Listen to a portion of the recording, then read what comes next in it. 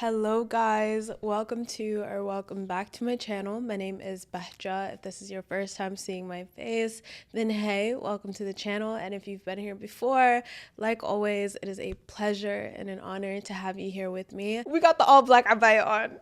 You know what that means? It's a Ramadan video. It is abaya season. That means it is Ramadan time, and I'm so happy and I'm so excited to be filming this video. I will link this abaya in the description. I already know you guys are gonna ask. It's from a brand called Ko Abaya. Ramadan is the best time ever for transformation, spiritually, mentally, physically, literally everything. It is like the perfect reset button, and I feel like it comes at just like the perfect time every single year. Like, God knows how badly my heart and my soul needs this Ramadan, and so may Allah allow us to reach it. There's still like a week left. I know this video is a little bit late. I'm sorry, y'all. I'm sorry. Ramadan is literally the best time to awaken from reactive living and to live more mindfully and purposefully. It really is the perfect opportunity for you to cancel out all other noise and really tune into your potential and to grow spiritually and to grow mentally. Personal development and growth constitute 100% of being a good Muslim. Once you wake up to your potential and you wake up to who you are and wake up to who you could be, there's literally no going back to sleep. There's no going back to your old way of living. And so this video is a ultimate guide on making Ramadan 2024 the most transformative Ramadan of your life. I'm telling you right now, after these 30 days, there is no going back, inshallah. And so this video is going to be kind of broken up into two sections, but then you'll have all the chapters at the bottom of the video. I'm going to start off by talking a little bit about self-development and growth and the importance of self-realization in Islam, especially in this month of Ramadan, and so that you could make changes that actually last and change your beliefs and ideas around Islam and Ramadan and everything. And then the second half is going to be kind of like tips and tricks and like hacks of Ramadan. I'll give you guys some book recommendations, workouts, and like what I'm gonna be doing. So if you want to skip to that part, you can, but I highly suggest you guys stick around. Like always, pull out your notebooks because we're really gonna be talking today. Like, this is something that, and y'all know I be getting so emotional. Like, why am I already getting emotional? I really want you guys to gain understanding. I really want you guys to get a different perspective so that you don't feel like Ramadan is a chore, so that you don't feel like Islam is a chore, but understand like the beauty of it and how it's a way of living and how it's going to help and impact you. Why am I already getting emotional, you guys?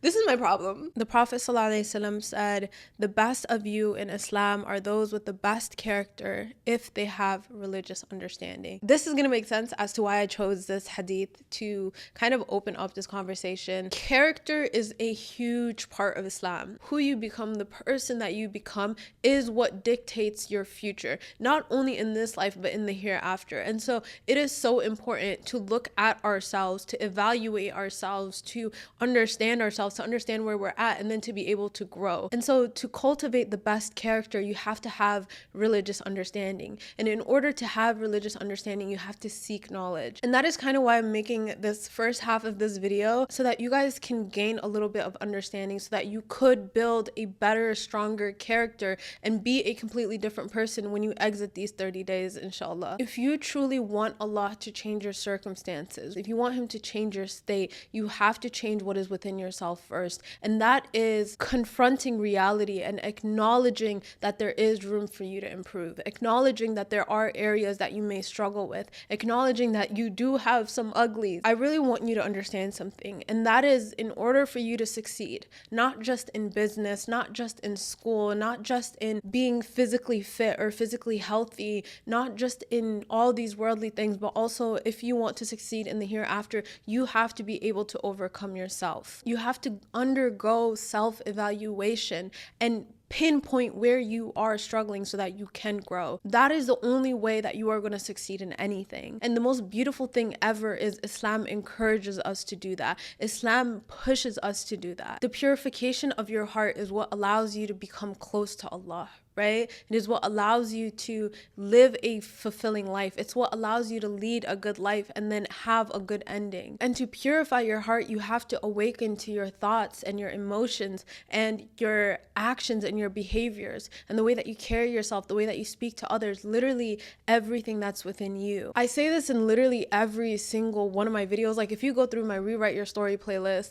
all my videos, I tell you, you have to become conscious of the subconscious parts of yourself, the things that you may not even be aware of. We are habitual beings, okay? And a lot of the time we are on autopilot. A lot of the time we are doing things subconsciously without actually thinking and being conscious of our actions and our behaviors, of our reactions. You think the same thoughts, you feel the same feelings, you do the same behaviors and actions as you did yesterday, and you're going to do the same thing tomorrow until you make conscious decision to change, until you do the uncomfortable of being conscious of your actions, holding yourself accountable, being honest with yourself, and then making changes from that conscious state. Until you wake up to the mental programming, the routines, the habits, the stories that you tell yourself, you will not be able to change. And you will continue experiencing similar situations in your life. You will continue to experience similar circumstances. Fasting is one of the pillars of Islam. Ramadan is the month of fasting. It's so beautiful because what happens is you're undergoing this extreme change, which is not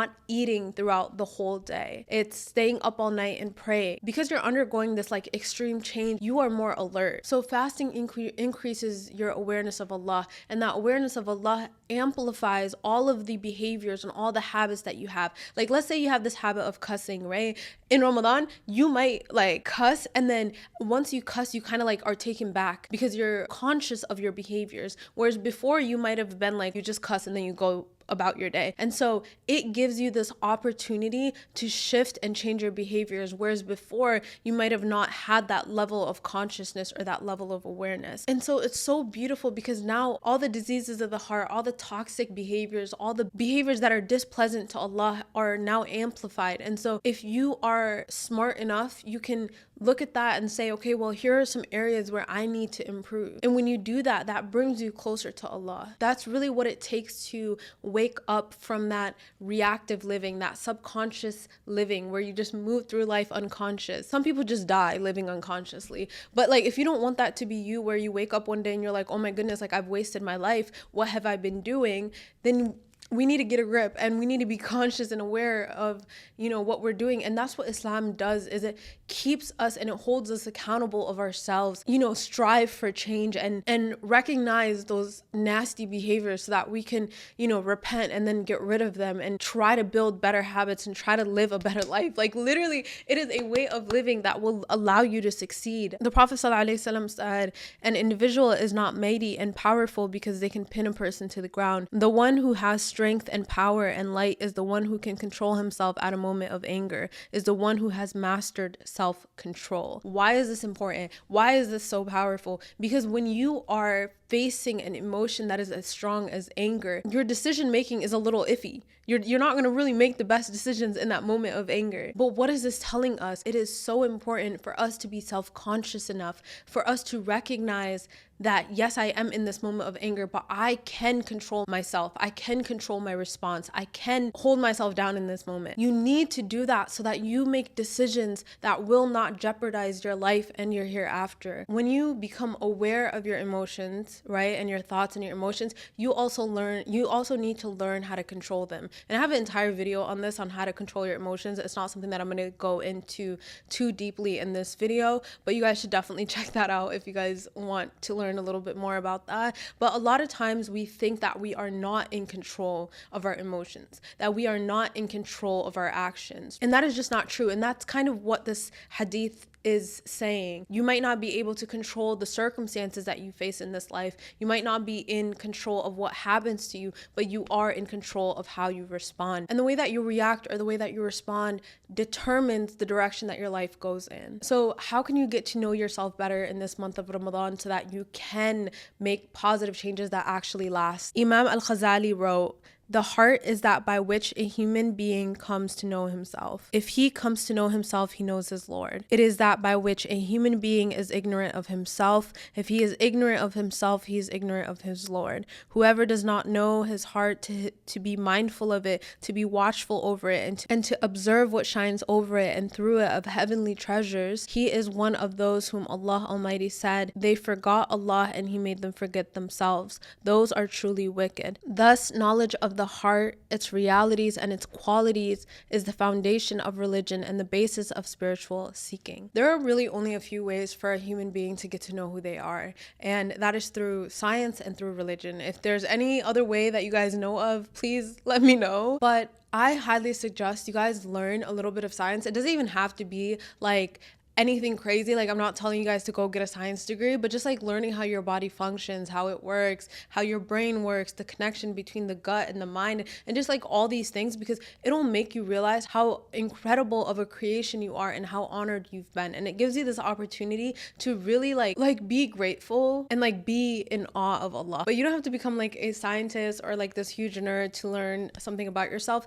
You simply have to become an active observer. By becoming an observer of yourself, becoming an observer of the way that you think, the way that you act, the way that you feel, the connection between the way that you think and the way that you feel, you will quickly realize that you are the only person standing in your own way. You're the only person standing in your own way of really connecting with Allah, really building that relationship, having spiritual well-being, your potential for better relationships, your potential for succeeding in your career, like anything and everything. It is you that is standing in your own way. Inside every single person is the potential to become a great servant of Allah subhanahu wa ta'ala. We have this ability to truly reflect Allah's attributes into the world by purifying our hearts, by having pure hearts, by constantly reflecting and constantly reevaluating our hearts and the state of our hearts, by standing guard of our hearts and of our minds, and really bringing about solid change. And it's funny because getting to know yourself is directly connected to getting to know Allah. Those who know themselves know their Lord. So getting to know yourself, right,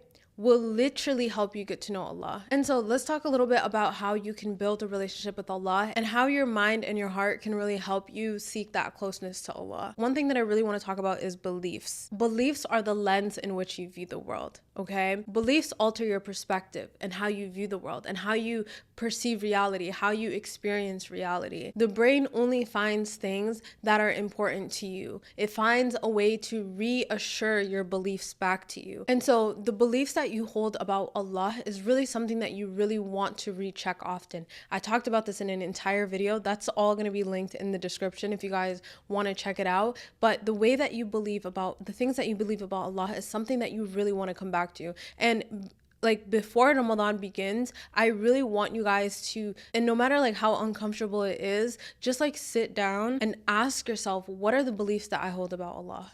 Like genuinely, and don't feel guilty about it, because that guilt is going to block growth. That guilt is going to keep you back from actually making positive changes and building a positive belief system about who Allah is. And so sit down and ask yourself, what are my beliefs about Allah? What have I been told in the past that might have stuck with me? And how has that affected your life? Has your beliefs about Allah kept you back from making dua, or has made you hesitant of making dua? Do you feel like, God isn't going to forgive you? Like, what are the beliefs that you hold about Allah? Do you feel like there's no point in trying to do good because you're already too far away from Allah? Do you feel like, you don't believe that Allah is really going to answer your dua, so you don't even bother to make it? Do you avoid the topic in general because you feel like you just have a lot of like negative emotions towards Islam and religion and Allah? And this can be a very uncomfortable conversation to have with yourself, but it needs to happen. Or do you have a good relationship with Allah? Do you think good of Allah? Do you think of Allah as your best friend? Like, even if it's positive, still write it down, because there's room for every single one of us to improve. And then with every single one of those beliefs that you have about Allah, you want to ask yourself, is this true? And the only way that you can build positive beliefs about who Allah is through evidence, right? It's through building this evidence of who He is. So learning and seeking knowledge about who Allah is. The best way to really learn who Allah is through His 99 names and through His words, which is the Quran. His 99 names, His attributes, it's literally Allah telling you, this is who I am. These are my attributes. And it's really beautiful, because not only are these Allah's attributes, but then this is also the attributes that we should be reflecting in the world. And so you should be generous, you should be kind, you should be loving, you should be forgiving of other people. You know what I mean? And so the 99 names can be a way of you to kind of get rid of all of your old limiting beliefs that have been keeping you back from really connecting with Allah, but then it can also be a guide of how you can improve and how you can change your life. Our belief systems can be really hard to shake, right? Because there's so much emotion attached, especially if you had like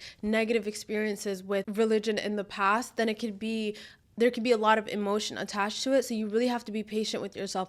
Give yourself that evidence through studying, through seeking knowledge, through, looking and trying to understand who Allah is, right? By seeking out for it and sincerely asking for guidance. This is so important because even with me, like, I wanted to put my trust in Allah, right? Like, I really wanted to, and I knew that if I was able to give up, surrender, and control and really put my trust in Allah, that everything would work out. I wanted to believe it, and I knew that I should believe it, but I didn't feel it in my heart. Like, I didn't feel it, and because I didn't feel it, I couldn't give up that control. I couldn't fully relax and rest in that, knowing that Allah has my back. And that guilt ate me alive. Like, that guilt kept me back from even trying. You know what I mean? Like, I was like, why do I feel this way? Like, the guilt was blocking me from actually being able to release that need for control. Don't feel bad about it. Don't feel like guilty about it, even though I guess that guilt is a sign of iman. It's a sign of faith. And so it's a good thing. Like, it's a good thing that you feel guilty, that you know what I mean? That you don't have a good image of Allah or a good belief of Allah.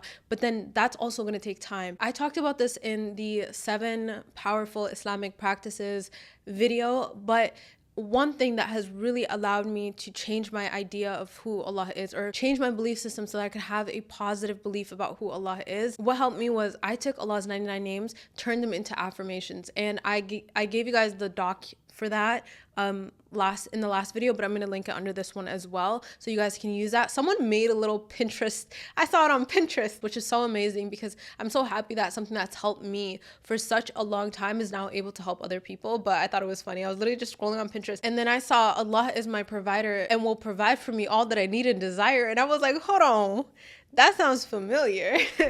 But yeah, you guys can definitely use it, and I really hope that it helps you guys as well. But you can do ones and really just tailor it to your life. Like, what do you need from Allah? And repeat that again and again every single morning and every single evening. And it's completely changed everything for me. Not only that, but education. So when you educate yourself on who Allah is through the Quran, through videos, through podcasts, through books, through anything, you're gonna have more evidence to support this belief that you wanna have about Allah. And so you guys can definitely check out the entire video I have on beliefs and like your beliefs of Allah and how to change that. But it's something that needs to happen in Ramadan, because if you're here doing all the right things, right? Praying, doing all these things, but you don't even think well of Allah without really knowing, like subconsciously you make a dua and you don't think it's gonna happen, or you don't feel like it's gonna happen, and you just kind of go through the motions, you're not gonna really gain much from it. And you guys know that Allah says that He is who His servant thinks of Him to be. And so the beliefs that you have about Allah is literally how Allah is gonna show up in your life. And how scary is that? It's so important, like before Ramadan, to sit down and really be real with yourself about this through repetition of adhkar, right? Because adhkar is that remembrance of Allah. And you guys know I use the Azkar app. I'm gonna link it in the description. They have morning Azkar, they have evening Azkar, they have all types of Azkar. They have Azkar for everything. And so you will start to have more positive beliefs about who Allah is, and then Allah is going to start showing up that way in your life. You are going to experience that in your reality. I think that the most beautiful thing in the world is when we do our Azkar, right? We're told to do it in the beginning, like right when we wake up in the morning. Like, what do we say when we wake up and open our eyes? Alhamdulillah alladhi ahyana ba'da ma amatana. We read our morning Azkar. Before bed, we read our evening Azkar. And it's so crazy because during those times, right before you fall asleep, and in the morning, early morning, is when your subconscious mind is the most receptive. And so when you fill your mind with the remembrance of Allah, right, you are going to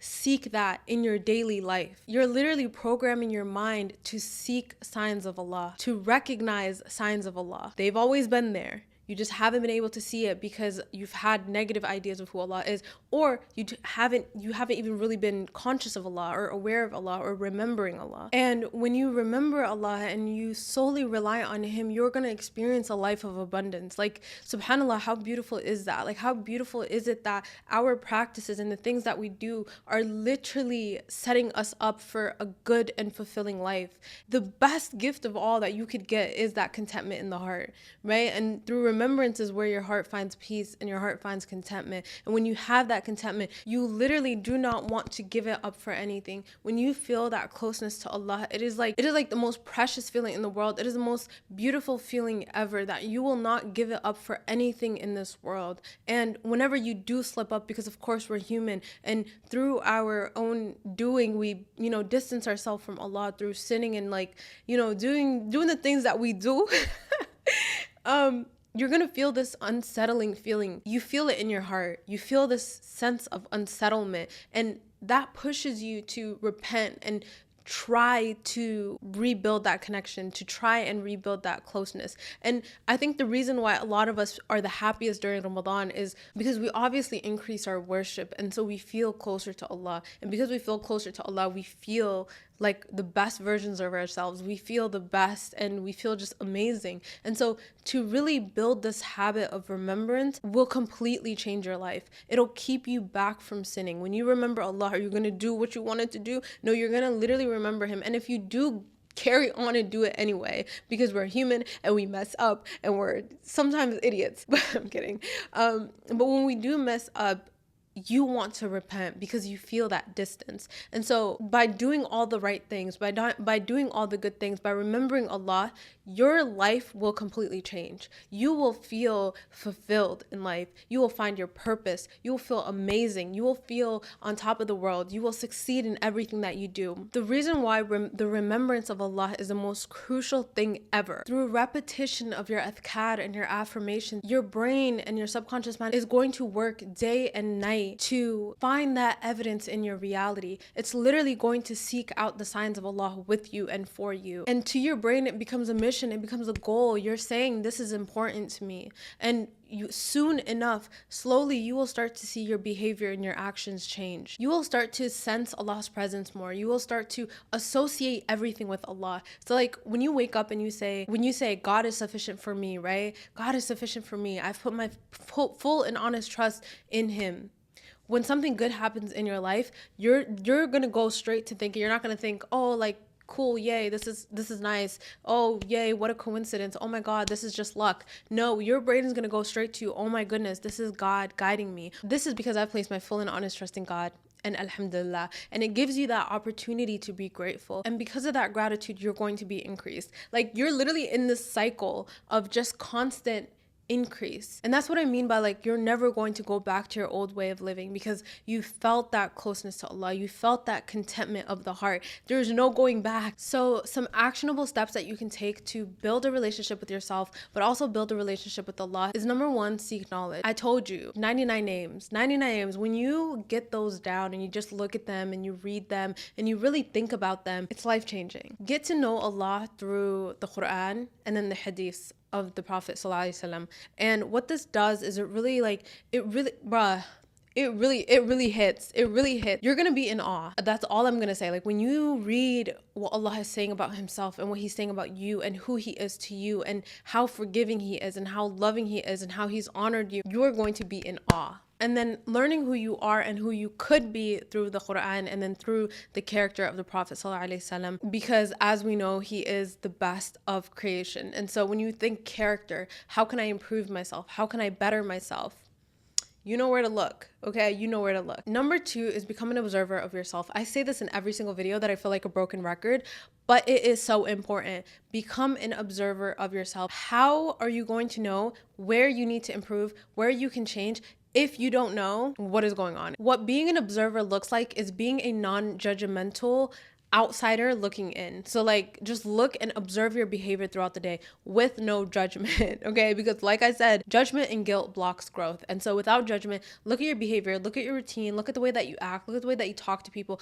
pay attention to what triggers you throughout the day, what makes you angry, what makes you not show up as your best self. When you observe your behaviors, you then want to reflect upon it and ask yourself, okay, well, is this serving me? Is this serving me not only for this life, but for my akhirah? So is this pleasant to Allah? Is this how I want to be? Is this the type of Muslim I want to be? If the answer is no, that is the one thing that you could work on in this Ramadan. We all have a lot to work through, right? We all have a lot of different things that we can improve. We have different areas that we can improve, but pick one area and focus on that one area. When you focus on one area, all the other areas are going to start to slowly improve. You're going to start to build this new level of mind, new consciousness, new level of awareness, and that is going to help you continue improving. And when you do something for the sake of Allah and you do something with sincerity, right? We want to get to know ourselves for the sake of Allah. We want to know Allah for the sake of Allah, like with sincerity, right?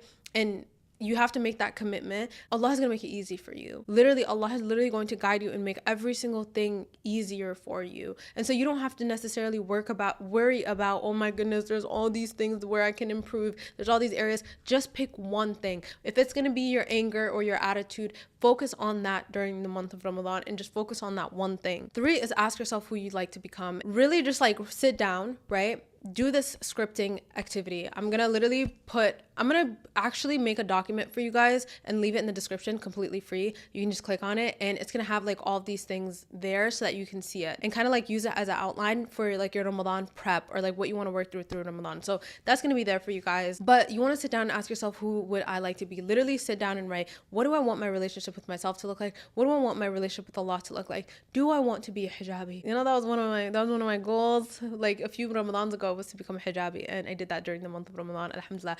But yeah, just write down like, what does she look like? What does her character look like? How does she respond to her mom even when she pisses her off? You know what I mean? Like really just write down exactly who you would like to be at the end of Ramadan. You can continue working on this after Ramadan, like that is the ultimate goal, but like just write that down. And then the next step is to practice becoming that person. Practice these new ways of being and feeling and reacting and responding. Practice. It's going to take practice and you're gonna struggle. Okay, you're gonna have to pick yourself up again and again and again and again and again and again and again and again and again and again. But whatever you do for the sake of Allah and you struggle with it, that struggle on its own, you are gonna be rewarded for. So how just amazing is that? First of all, subhanAllah, you're gonna struggle, you're gonna fall back into old behaviors, old habits, old ways of being, but you really want to commit. You really want to dedicate yourself to this and you want to get back up every single time you fall. And then the next one is set aside some time in the day. And this doesn't even have to be every single day. This could be once a week. Just set aside some time. But during the month of Ramadan, we really want to be doing this as often as we can. But set aside some time where you can just spend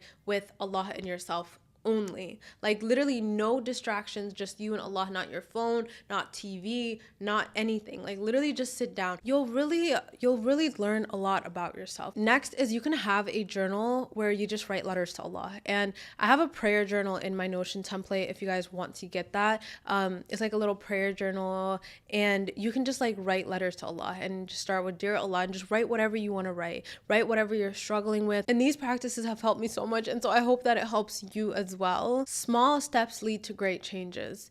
Don't worry about doing so many things all at once. Just pick and choose a few things that you would like to incorporate into your Ramadan routine. Do not overwhelm yourself with trying to do so much. Allah tells us that when we take one step towards Allah, whether that is you set an intention or you actually start taking action and changing your behavior, you take one step towards Allah and Allah will take 10 towards you. That closeness of Allah that you will feel will motivate you so much to keep going and to keep pushing and to keep striving and to keep giving things up for the sake of Allah. And you'll do that naturally out of love. Watching this video and wanting to have a good Ramadan, like that is literally a step that you take towards Allah. So don't focus on doing so many things, but focus on really doing a few things well, and focus on quality over the quantity of things that you're going to be doing this Ramadan. So this is the checklist for changing your internal state real quick, and then we're going to move on. Number 1 is make a sincere commitment to change. 2 is observation and reflection. 3 is set goals. So who would you like to become? What would you like your relationship with Allah to look like? What new actions must you take to overcome the old?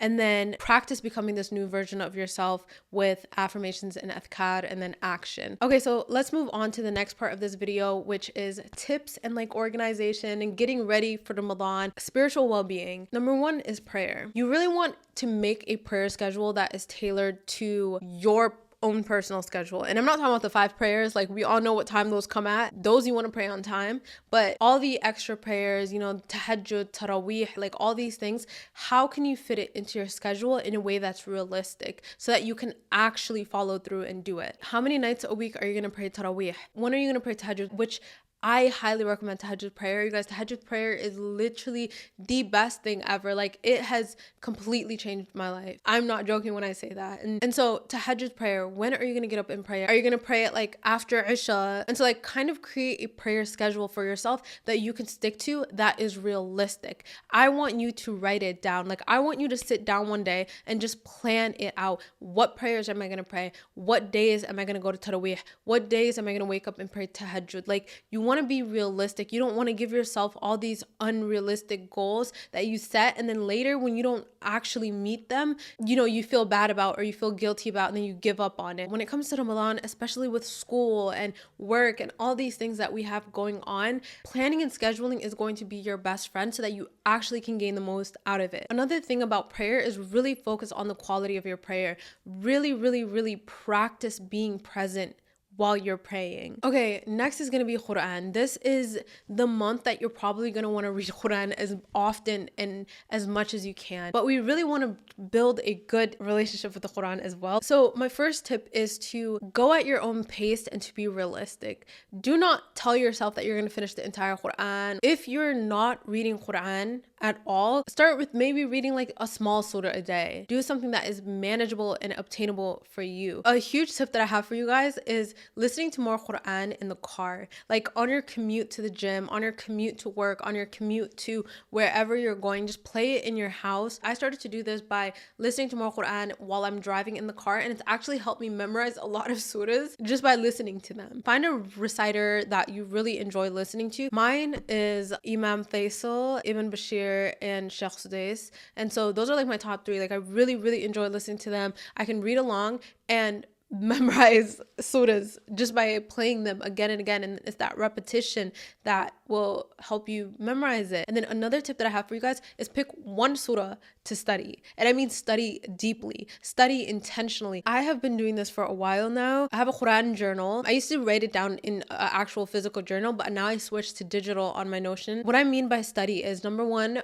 this is what I'm going to be doing this Ramadan. I'm going to pick one surah to fully memorize the Arabic, right? Fully memorize it in Arabic, and then read the translation, understand it. I like to journal it out, do my key takeaways, how it resonates with me in my life, and like lessons that I can take from this surah. And when I study it, what I do is I read the translation, I use my own noggin to kind of, you know, figure it out, and then I watch like a bunch of videos on the surah and hear what other people have to say about it. The next one is make a dua list. And you guys, I literally break it down into categories of career, finances, family, relationships, my hereafter, the grave, like literally everything. And I write down what I would like to experience, and I write down what I would like from Allah. Like I do not hold back when it comes to that. You guys already know this, and you guys shouldn't either. It's not about being delusional, it's understanding who Allah is. You guys, when I think of this world that we live in, like the moon that we see every single night is the same moon that was split in half. There is nothing that Allah cannot do for you and give to you.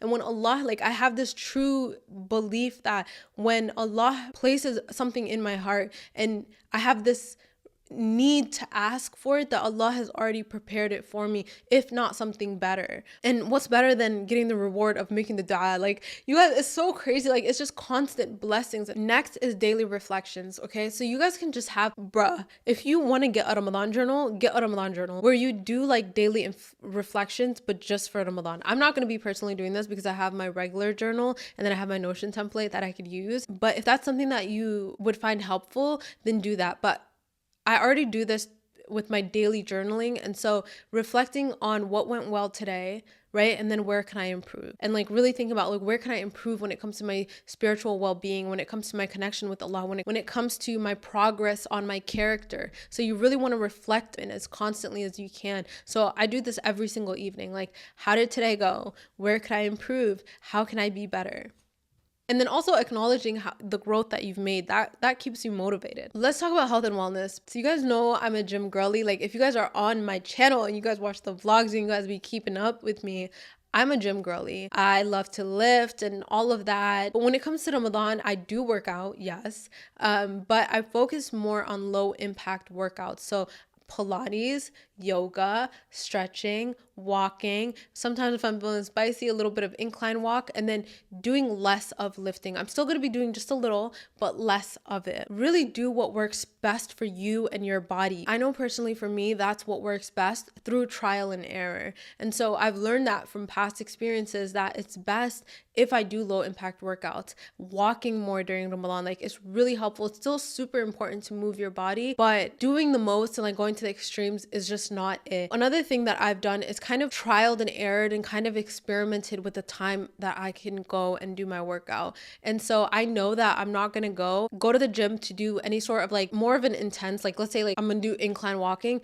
I wouldn't want to do that in the morning because I tend to sweat, or like go on the Stairmaster where I'm gonna sweat in the morning because then I'm gonna get dehydrated. The best times for me to go to the gym is either in the morning or right before we break our fast. So right before iftar is the best times where I can go to the gym. But really figure out what works best for your schedule, number one, and what works best for your body, like how you feel. And you can trial and error this in the first few days of Ramadan or something like that, but I already know this from past experience. You guys, if there's any time you want to eat healthy, it's in Ramadan, because when you eat healthy and you eat well, this is going to help you keep that energy, keep that focus throughout the day so that you can focus on actually worshiping Allah rather than just being slumped on the couch. And this is really hard for a lot of us, especially when we have like sambusa and like all these things that we tend to make during these times.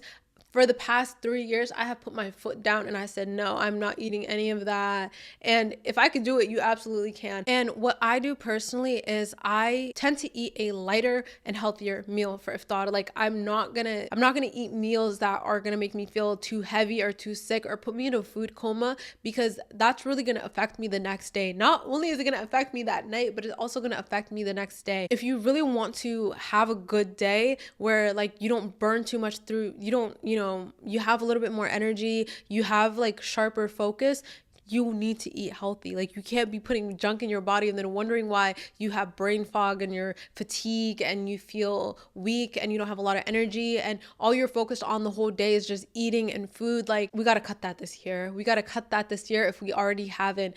Focus on eating healthy meals, leaner meats, stay away from the fried stuff, stay away from all that. You really can do it. Like I remember I would literally make my own meals every single day while my family ate unhealthy. And I did that for my own sake. And it just makes fasting easier. If you want to make fasting easier, you got to eat better. You got to eat healthy. One of my go-to suhoors is, let me share with you guys one of my go-to suhoors. So I'll have like a little bit of sweet potatoes. I'll have some avocado, because when your body burns through the fat, or when your body burns through the carbs, and carbs usually, like if you burn through them faster, you'll have the fats that it burns through and then it's gonna burn fat. And so I'll do like protein, fats, and then a little bit of carbs. Sweet potato, avocado, eggs. That's literally my go-to suhoor. One thing that I highly suggest is you guys drink water with electrolytes to keep you hydrated throughout the day. Another thing is like planning ahead what meals you're gonna eat so that you don't just grab whatever is in front of you and shove it down. Be really intentional and conscious of how you eat, because what you put into your body is going to affect the way that you worship Allah, the way that you move through the day, your mood. What I've been doing lately just to prepare for Ramadan is I have a food journal. So I'll have a meal and then I'll write down how that meal affected me. So like, did this meal keep me full? Like I'll literally write down a few hours later, this is how this made me feel. I was more energized. I was this, I was that. If a meal makes me feel gassy or bloated or any of that, I literally write it down so that I know these are the meals to eat during Ramadan. These are the meals not to eat during Ramadan. So if you guys want to do that this week, you definitely should, because that's what I've been doing. Next is education. a tip that I would like to give you guys is to get a book to read throughout Ramadan, or even like a series, a ebook, a podcast that you can listen to. Like a little book rec that I would give you guys is Spiritual Medicine. This book, I'm going to link it down below. You can find it on Amazon. But the reason why this is like my book of Ramadan for this year is because, and the book that I want to share with you guys, actually, I want to share this one and then the cure, the disease and the cure as well. I'm going to link both of them down below. But the reason why I chose this one specifically is because it has like every single sickness of the heart, right? It has every single disease of the heart. So anger, jealousy, false hope, envy, displeasure with divine decree. Like it has all these diseases of the heart, and then it gives you the cure for it, but like Islamically, you know what I mean? Like it allows you to put Islamic teachings and practices into use so that you can purify your heart and really make the most of this year. So I highly suggest this book. Another book that I love, which is over there and I'm not getting up to get, Secrets of Divine Love, which I've seen a bunch of you guys get and share on your story and tag me. So if you guys get this book, definitely share it on your story and tag me. If you guys already have it and y'all love it, same. Okay, next let's talk about like environment, preparing, feeling excited, and really getting into that Ramadan spirit. Make a Ramadan vision board. You guys know how I feel about vision boards. Visualizing who you would like to become and the month that you would like to experience not only creates excitement within you, but it also helps you take action on it. It helps you change your behavior and the way that you act and the way that you show up. Next is decorate and set the vibe. If you can, you don't have to necessarily go all out and decorate everything. I'm definitely going to be doing this, so you guys should definitely watch. It's going to be in my vlog and I'm going to be decorating my entire space. But what you can do is create a little study space for yourself, a little prayer area, create a cute little vibe, put down some candles, it could be like this little corner. Mine is over here. I have a basket that has like my prayer mats in it,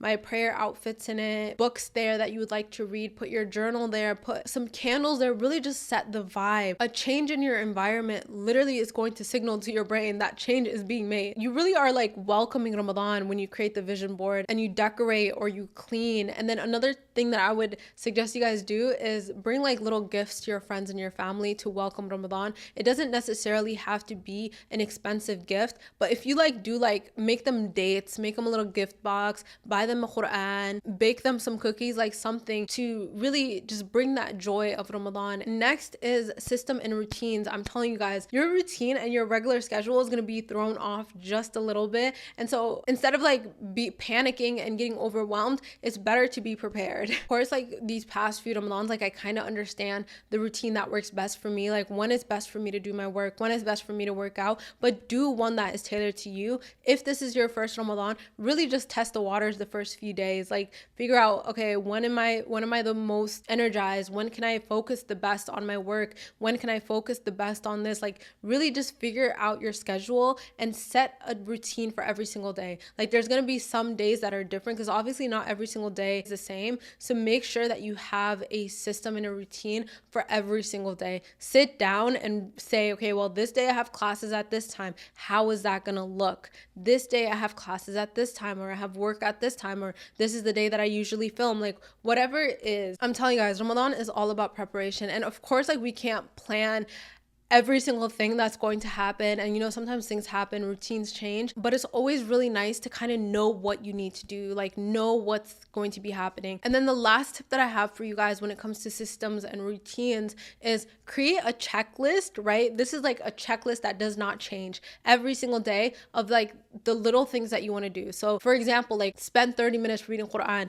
That is going to be on your to-do list. That's something that you're going to do every single day. So create a to-do list of little tiny micro habits that you want to do every single day. Practice affirmations and dua. There is no better feeling than checking those off. Like it just feels amazing and you're going to feel super accomplished. It's going to build confidence within yourself.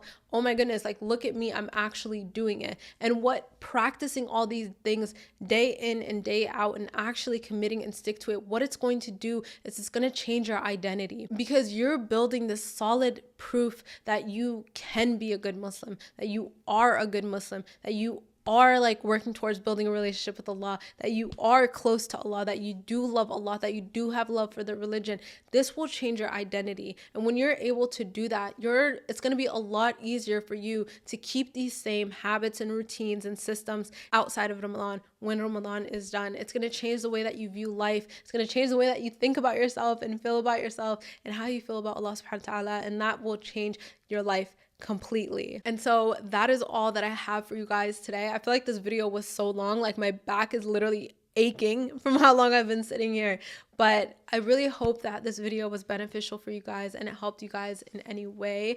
I love you all so much, and I wish you guys the best month of Ramadan ever. I'm really rooting for you guys. Before I forget, let me tell you guys that I am going to be making a Facebook community group if I figure it out. Like, I'm still like trying to figure out how I'm going to do that. And so when you guys see this video, if I figured it out, you guys should definitely join the Facebook community.